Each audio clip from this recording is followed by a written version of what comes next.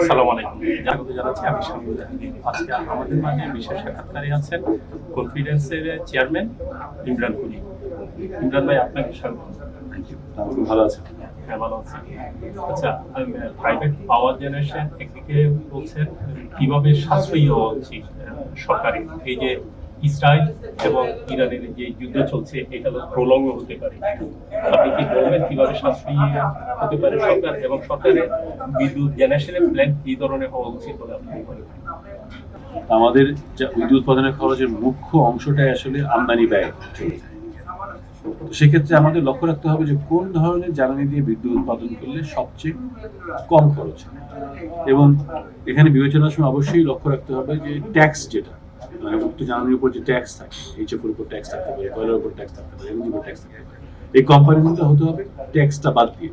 কারণ ট্যাক্সটা আমাদের দেশে থাকে আর ডলারটা দেশের বাইরে চলে। তো যেহেতু আমরা আবার এই যে আমরা রাশিয়া ইউক্রেন যুদ্ধের সময় দেখেছি যে যখন জ্বালানি এরকম একটা ঊর্ধ্বগতি হয়, দামের ঊর্ধ্বগতি হয়, তার মানে আমরা আগে যদি প্রতি মাসে গত বছরই প্রায় $7 বিলিয়ন মতো অর্থ, $7.5 বিলিয়ন মতো অর্থ প্রয়োজন। তার মানে যদি এরকম 3 মাস চলে, তার মানে $3-4 বিলিয়ন আমার রিজার্ভ থেকে কমে যেতে পারে। তো এই জন্য উচিত হবে সবচেয়ে কম খরচের জ্বালানি, সেই জ্বালানিতে বিদ্যুৎ উৎপাদন করা, এবং সেটা মানে বস্তুনিষ্ঠ হতে হবে। এবং আমরা জানি যেহেতু পিডিবি গ্যাসে কম দামে গ্যাস পায় এনার্জির কাছ থেকে, সেক্ষেত্রে পিডিবি একটা ডিসপোজিশন থাকে সবসময় যে গ্যাস দিয়ে বিদ্যুৎ উৎপাদন করা। কিন্তু এখন কিন্তু এলএনজির দাম $15-16 হয়ে গেছে। মাঝখানে $23-24 আমরা কিন্তু এলএনজি কিনেছি।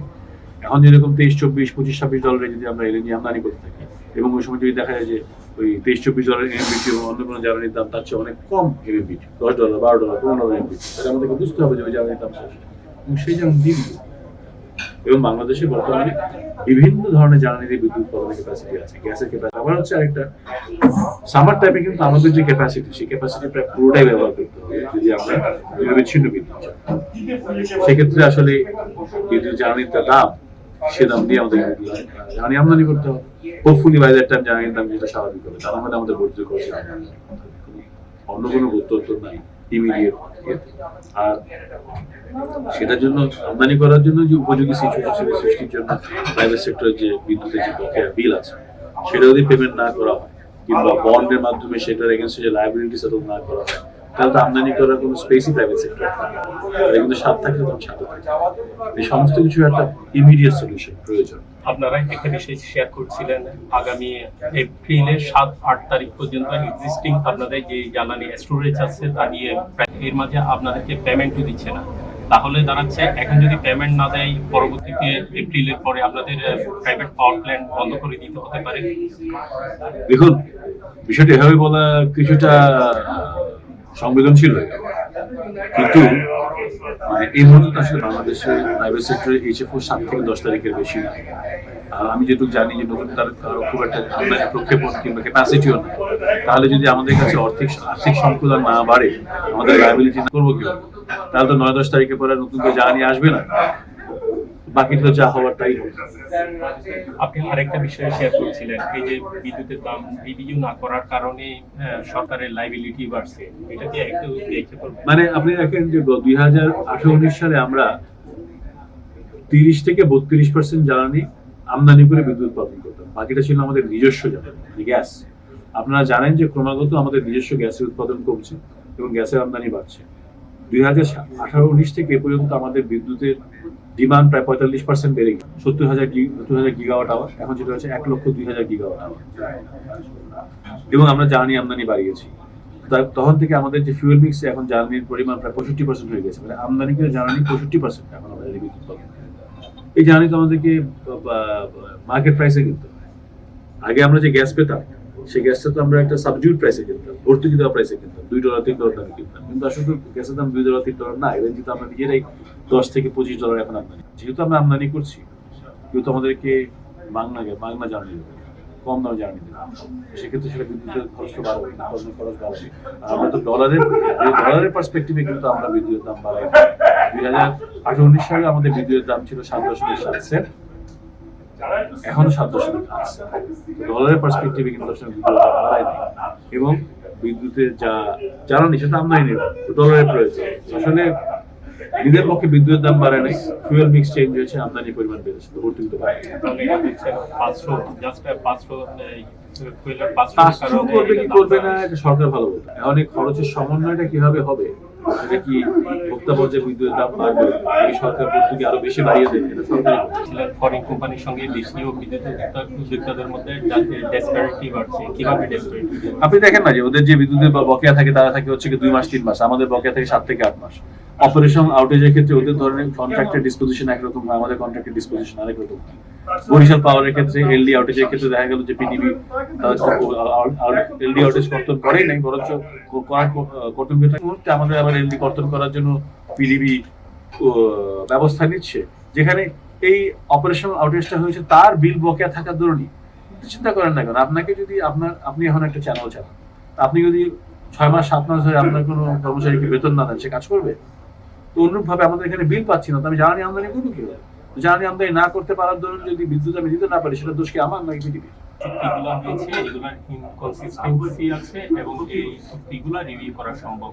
আপনাদের মতামত স্পেসিফিক ভাবে কোন সে চুক্তি, কার সঙ্গে সম্পর্কিত, এবং সেটার ক্ষেত্রে ওয়ান সেকেন্ড দেশি বিদেশি কোম্পানির সঙ্গে একই ধরনের দেশি কোম্পানির লোকজনের জন্য আমেরিকান বেশি ফোন করলো কিংবা ইন্ডিয়ান বেশি ফোন করলো, তাদের জন্য একরকম ডিসপোজিশন, আর আমার জন্য আরেক রকম ডিসপোজিশন। কেউ আমার জন্য ফোন করে না। যেমন তারা এসপিসি ইউনাইটেড গ্রুপের কথা বলেছে, তারপর বেশ কিছু কোম্পানি। এটা আমি বলতে পারবো, আমি কন্ট্রাক্ট সম্বন্ধে অবগত না, কন্ট্রাক্ট না দেখা। তবে মানে আসলে স্বাক্ষরিত চুক্তি, স্বাক্ষরিত চুক্তি। এখন যদি বিদ্যুৎমন্ত্রী মহোদয় এটা বলেছেন যে আলোচনা সাপেক্ষে উভয় পক্ষ, আরেকটা বিষয় বলবেন, এই যে সরকার আসে সরকার যায়, পলিসি চেঞ্জ হয়, পলিসি চেঞ্জ হলে আপনাদের কিভাবে আপনারা এক্সপানশনে বাধা সৃষ্টি? পলিসি চেঞ্জ হয়ে যাওয়ার জরুন যদি আসলে সম্পাদিত চুক্তির ক্ষেত্রে কোনো ভিন্ন মত সৃষ্টি হয়, তাহলে তো সেটা খুবই জটিলতা সৃষ্টি করবে। আমি আপনার সঙ্গে একটা চুক্তি করেছি, সেই অনুযায়ী আমি আপনাকে দ্রব্য কিংবা পণ্য সরবরাহ করেছি, সেখানে একটা কন্ট্রাক্ট আছে, আপনি সেই অনুযায়ী আপনি আমাকে পেমেন্ট দিবেন অথবা একটা প্রক্রিয়ার মাধ্যমে পেমেন্ট দিবেন। কারণ আপনি যদি এবং এটাই যদি পলিসি ধারাবাহিকতা না থাকে, তাহলে তো কেউ ইনভেস্টমেন্ট করবে। বিদ্যুতের কন্ট্রাক্টটা 15 বছর 20 বছর বিদ্যুতের চুক্তি, আমরা 3টা সরকার 4টা সরকার পর্যন্ত আমরা রিস্ক নেই। যদি পলিসি ধারাবাহিকতা না থাকে এবং প্রতি সরকার আসে যদি পলিসি পরিবর্তন করে, তাহলে তো কেউ এই ধরনের বড় বড় চুক্তি করবে এবং এই ধরনের লম্বা চুক্তি ছাড়া বিদ্যুতের কিংবা ইনফ্রাস্ট্রাকচার তাহলে সেই কারণে কি বলছেন বিদেশি ইনভেস্টররা দেশি ইনভেস্টমেন্টের ক্ষেত্রে বিমুখ হচ্ছে?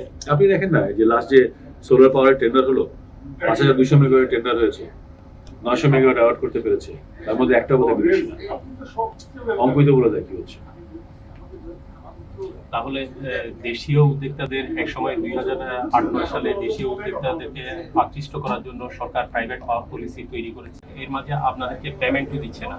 তাহলে দাঁড়াচ্ছে এখন যদি পেমেন্ট না দেয়, পরবর্তীতে এপ্রিলের পরে আপনাদের প্রাইভেট পাওয়ার প্ল্যান্ট বন্ধ করে দিতে হতে পারে। দেখুন, বিষয়টা এভাবে বলা কিছুটা সংবেদনশীল হয়ে গেল, কিন্তু মানে এই মুহূর্তে আসলে বাংলাদেশের প্রাইভেট সেক্টরে HFO 7 থেকে 10 তারিখের বেশি না। আর আমি যেটুকু জানি যে নতুন তার খুব একটা আমদানি প্রক্ষেপণ কিংবা ক্যাপাসিটিও না, তাহলে যদি আমাদের কাছে আর্থিক সংকুলন না বাড়ে, আমাদের লায়াবিলিটি 55টি প্রাইভেট সেক্টরের পাওয়ার প্ল্যান্ট এর মাঝে এসেছে, এর মাঝে আবারও তারা আপনাদের বক্তব্য অনুযায়ী তারাই আবার বিমুখ হচ্ছে এই সেক্টরে ইনভেস্টমেন্ট করার ক্ষেত্রে। এইটা একবার আকর্ষণ করা, একবার বিমুখ করা, এইটার ফলে এখনো সহজে আকর্ষিত হবে। কেন হবে? কারণ এখনো সহজে আকর্ষিত না হওয়ার কারণটা হচ্ছে যে আপনি চুক্তি অনুযায়ী ডিসপোজ যে কখনো কখনো না করতে পারেন, সেই ইন্ডিকেশন আপনি দিয়েছেন। যেমন কিন্তু ঘটনা ঘটেছে আপনি জানেন, আমি এখন চুক্তির বাইরে আপনি করার ইন্টেন্ট নিয়ত দেখিয়েছেন, আপনি চুক্তি স্বাক্ষর করেছেন কেন? একটা সরকার চুক্তি স্বাক্ষর করেছে, কোনো ব্যক্তি, বাংলাদেশ সরকার চুক্তি, রাষ্ট্র হিসেবে বাংলাদেশ ধারাবাহিক আছে। পৃথিবীর অন্যান্য যে কোনো জায়গায় সেটা সম্পাদিত চুক্তি রাষ্ট্রের সঙ্গে হয়, সেটার এই ধরনের নেগোসিয়েশন করে সভ্য দেশে যে সমস্ত দেশে সে সমস্ত দেশে ফরেন ইনভেস্টার কিংবা ডোমেস্টিক ইনভেস্টাররা আসে। নতুন সরকারের কাছে আপনাদের আহ্বান আলোচনা দেশেই আছে, এখানেই থাকতে হবে। কারণ আমি যে ব্যবসাটা করি, সেই ব্যবসার জন্য আমার 15 বছর 20 বছর চুক্তি সম্পাদন করা আছে। বাংলাদেশে 15-20 বছরের পর্যন্ত ভালো থাকার প্রতি আমার একটা ফাইন্যান্সিয়াল ইয়ে আছে, রিওয়ার্ড আছে, মানে কি বলবো, স্বার্থ সংশ্লিষ্ট। সেক্ষেত্রে আমরা যেটা বলবো সেটা উইন উইন সিচুয়েশনের সৃষ্টি করবে। থ্যাংক ইউ জাস্ট এনার্জি নিউজকে সময় দেওয়ার জন্য। ভালো থাকবেন।